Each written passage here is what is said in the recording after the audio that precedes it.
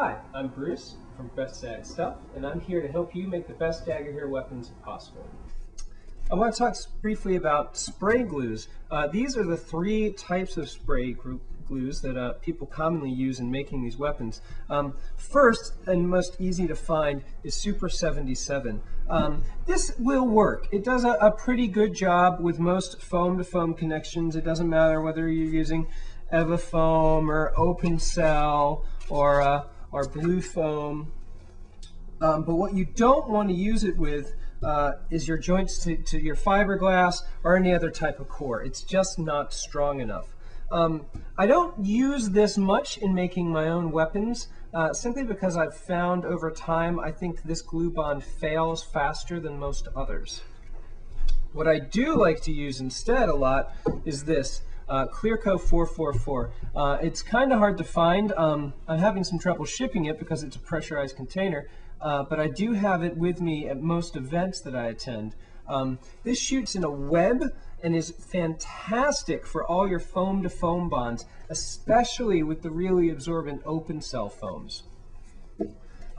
Now this, the most expensive of the three, is 3M's Foam Fast 74. It's specifically designed to work with foams. It's a webbing spray, like the Clearco, which means it stays all on the surface and doesn't really soak in exactly where you want it to be when it comes to these open cell foam joints.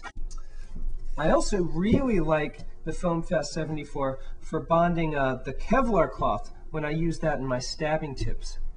I find that it leaves it a more pliable than when I use DAP, although DAP can work with it, and it's also just so much faster, and it is a very, very strong bond. So that's a quick overview. Just to remember, Super 77, it'll work for most applications and it's the easiest to find. Clearco, better for foam-to-foam joints than the 77 and less expensive than the Super 74, which gives a nice, really strong bond, great for foam-to-foam contact, also great with foam-to-cloth. All right, now I want to show you quickly how to use these spray adhesives to join together the foam.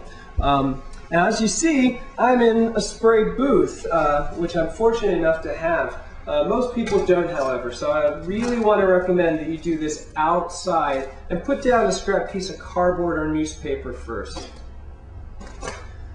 Now, the first rule of thumb when using a spray glue or any type of spray is you have to shake it up. Now, that was not enough. You really have to shake these things up. Go ahead and do it really until your arm gets tired. It'd be good practice for your sword fighting wrist anyway.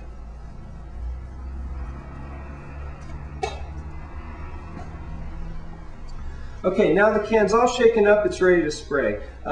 With this brand, Super 74, you'll see that on the top there's a little indicator of how wide of a spray you want, low, medium, or high. I usually like to use a high spray. It has a wider dispersal and a greater web. You'll see in a second. Now, I'm going to demonstrate with the 74, but the same thing applies as far as how much you want to cover as with the Clearco 444. They're both webbing sprays, but you can see the orange better on camera.